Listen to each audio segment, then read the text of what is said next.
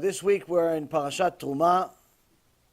וידבר אדוני משה לאמור, דבר בני ישראל ויקחו לי תרומה מאת כל איש אשר ידבנו ליבו ותיקחו את תרומותיי.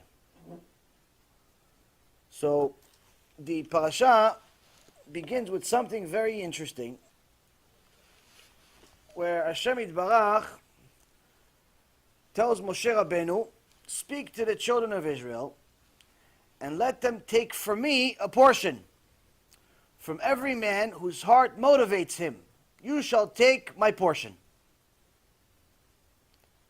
What does it mean, for every man whose heart motivates him? In essence, what he's asking is tell all of Am Yisrael to give some tzedakah. Machatzit HaShekel, half-shekel. But he says, make sure that their heart motivates them.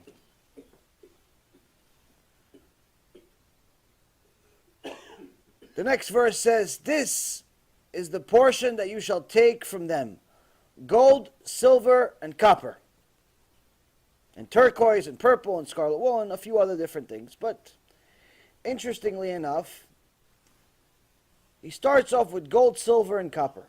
Zahav, kesef, unechoshet. Zahav is gold. Kesef, aside from meaning money, it also means silver. And nechoshet means copper. So Rabbi Chaim has a very nice pirush on what really Hashem is saying here. The Chachamim are saying that Hashem is actually telling us, make sure that each person gives Machatzit HaShekel, but only if his heart motivates him. Meaning, I don't need your money. Everything is mine anyway. But if you want to give tzedakah, now's the time. If you want to be the kli, you want to be the tool that I use to build the tabernacle, you want to be a partner in tshuva, you want to be a partner in kedusha, you want to be a partner in things that are meaningful, and not just stuyot, not just buy bitcoins and cars and watches and houses and another extension to your house and all the other things that we do with our life.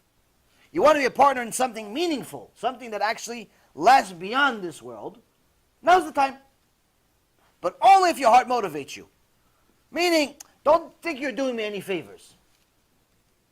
Don't do me any favors. And now, he gives details. Take from them gold, silver, copper, meaning there's different levels of giving. Because each person has a motivation to give, but each person has a different, they may all have motivation to give. But one guy has motivation to give 50 cents, another guy $1.50, another guy $3.50, another guy a whole $10, another guy maybe $25, the other guy $100, and the gvir, $300. The gvir. You made $1 million this year, but you give $300. But he wants you to make sure that you use at least $150 in advertising to tell people he gave you $300. It's like the people that give a lot of money, they usually want you to advertise they gave a lot of money. They give you $1 million, they want you to spend $500,000 on advertising that they gave $500,000. So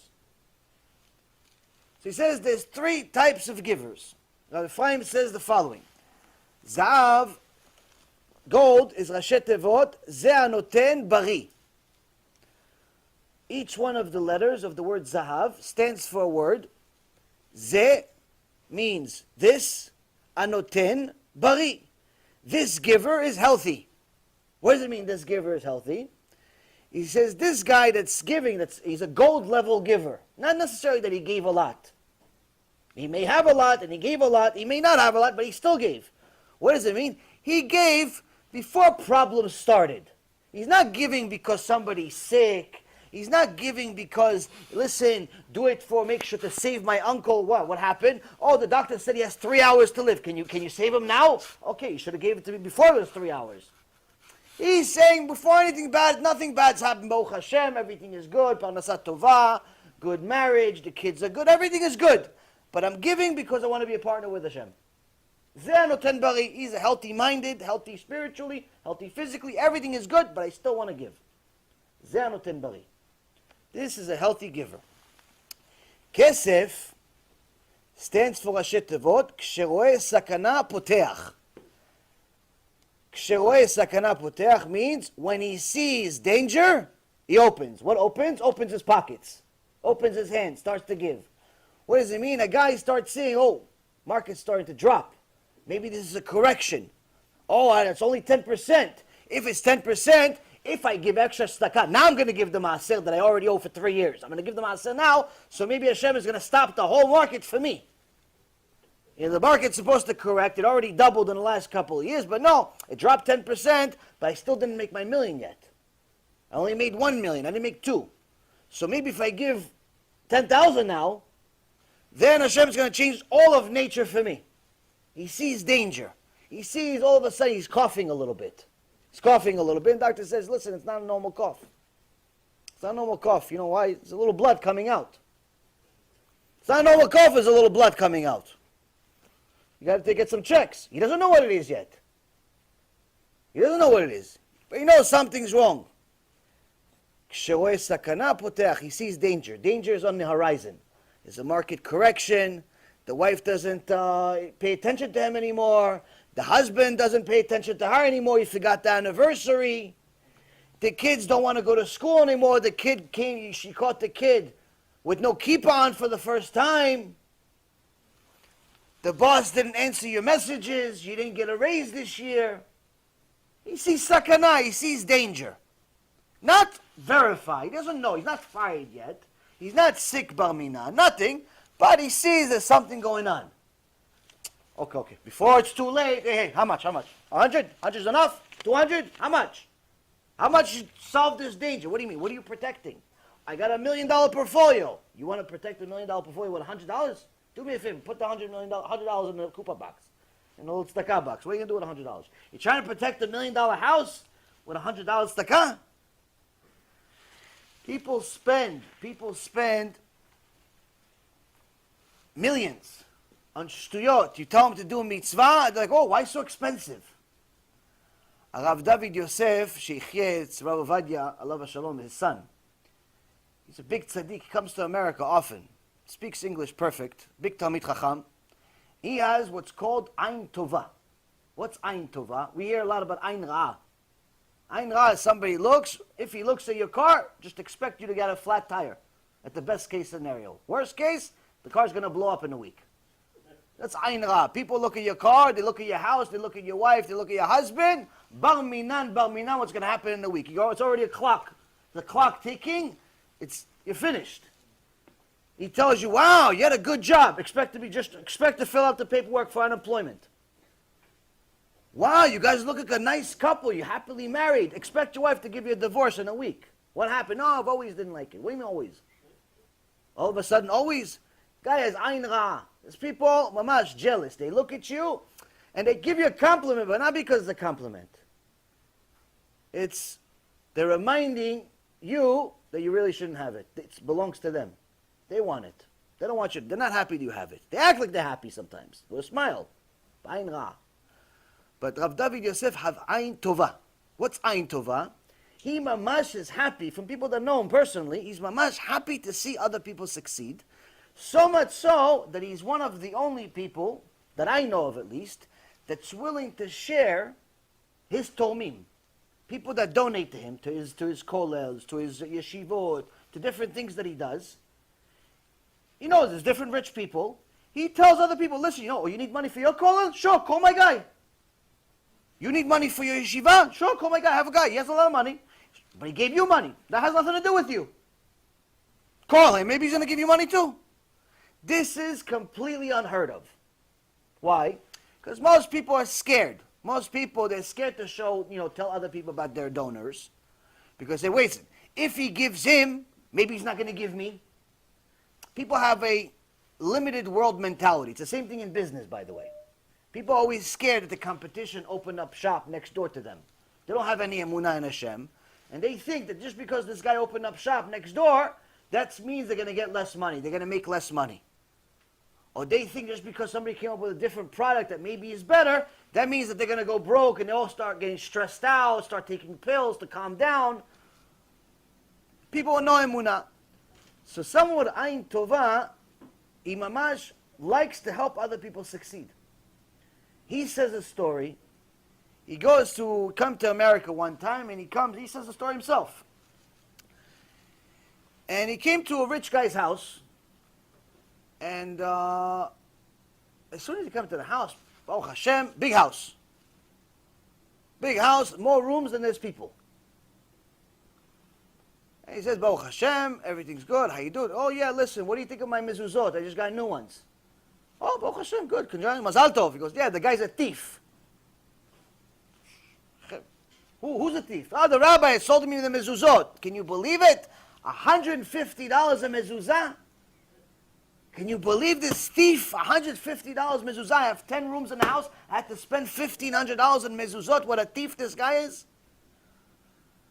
Rav David Yosef said, I didn't say anything. I waited. And now he wanted to show me the 10 rooms. He wanted to show him the house. If someone has 10 rooms, it's not because you have 10 people. It's because you want to show the 10 rooms that are empty, in case people come. So he shows him the rooms, and he starts showing him the closet. He goes, you see these closets, what kind of wood this is? This wood comes from Italy. The best wood maker in the world made these woods, special order. $150,000 I spent on these closets. $150,000. What? Can you smell what kind of wood this is, Kvod Harav? It's beautiful, right? Rav David Yosef says, what a thief. He goes, who? The guy that made the closets. No, Kvod Harav, he's my friend, I know him. Don't say Chas v'Shalom, don't say it. Lashon hara. Lashon hara, Kvod Harav. You can't say, he's my friend, I know him. He's not a thief. He goes, a thief, $150,000 for closets? He goes, Kvod Harav, you don't understand the wood industry. That's why you're saying it's a thief. And he says, your ears should listen to your foolish mouth. You don't understand the holy world. You don't understand what a valuable mezuzah is. You're thinking that $150 is expensive. A real mezuzah should cost you $500, $1,000 if you really want a mezuzah for a house like this. One mezuzah. But you're thinking $150 is expensive. Why? You don't know anything. They call it easy. We're in a hurry to call the rabbi a thief. We're in a hurry to call the rabbi a thief. So Hashem Yitbarach says, if you're giving me with a full heart, Zav. If you're already seeing danger on the horizon, but you don't know what happened, Kesef. Seeing danger. But then there's Nechoshet. Then there's copper. What's Nechoshet? Netinat Chole Shomer Tnu. This is the giving of someone that's already sick that just says, just give it to him, give it to him. Why? He's on his deathbed. He says, I'm in 5 hours to live. Just give him whatever he wants. Maybe he'll save me. It's too late, Rabotai. He's on 5 minutes to live. Sometimes people ask me, listen, why don't you do a shiur for refuah shlema? Refuah shlema to different people. I say, no problem. I never say no. Even though technically people, donate to do such a thing. I don't ask people, you want to donate, donate. You don't want to donate, don't donate. What can I tell you? I'm not going to not pray for somebody because you're cheap. But the problem is when they tell you refuah shlema, when the guy's already on his deathbed. So whatever, so we do whatever we can. We pray, we learn, we mention him in the shurim. And I say to the people, listen, my prayer alone, who am I? We try, we this, we that. It's not enough though. Not enough. Other people doing tshuva, it's good. It's not enough. You give some donation, good. It's not enough. The sick person, are they planning on doing tshuva? And keep Shabbat? Or if they're a woman, are they going to be modest? Are they going to keep mitzvot, tarat mishpacha? And once in a while you hear a fool who says, they don't want to commit. I'm not sure if they're ready to commit. Oh, so you'd rather be dead but immodest?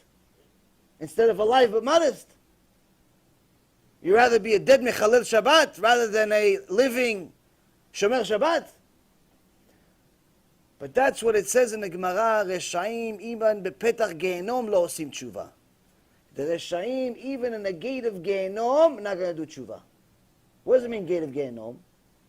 The Yavetz, the Chassid Yavetz says, the Reshaim, they're so wicked, some people are so used to their sins, so used to taking things that don't belong to them, so used to going against Hashem in different ways, so used to their behavior, that they're going to continue with their behavior even after you prove them that, listen, you have to change.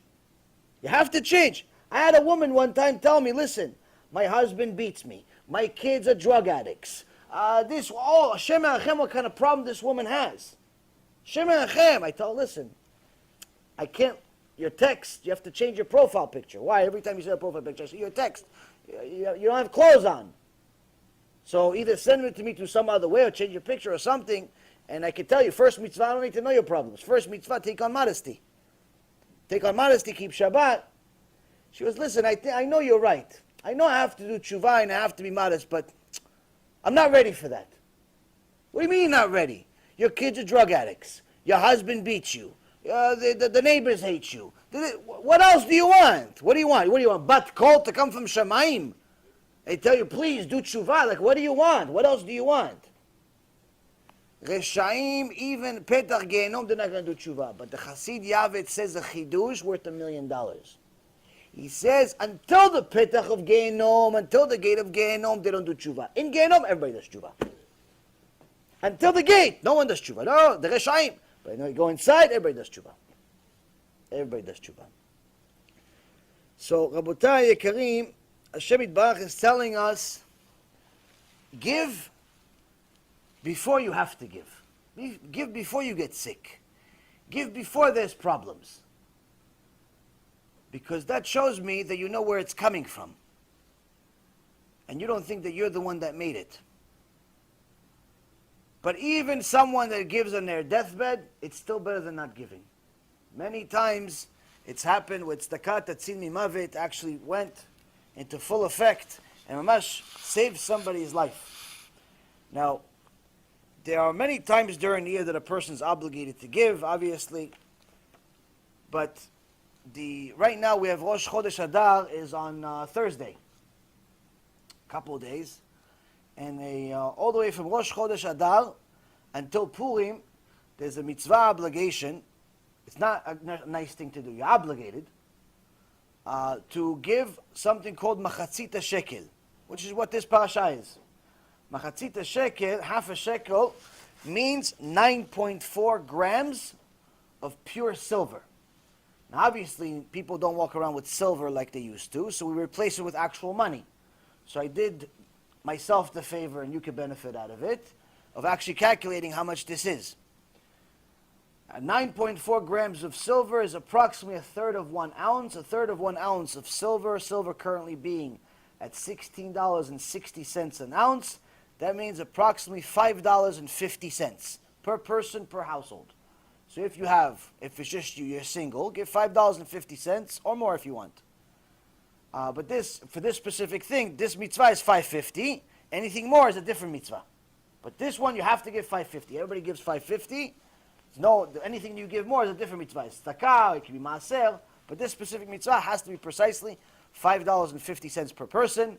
If you have, let's say, 10 people in your house, then you give $55. But you should give it to different things that are relevant to Torah, Zikuy Rabim, and things of that nature. This is one mitzvah that you have to do now until Purim.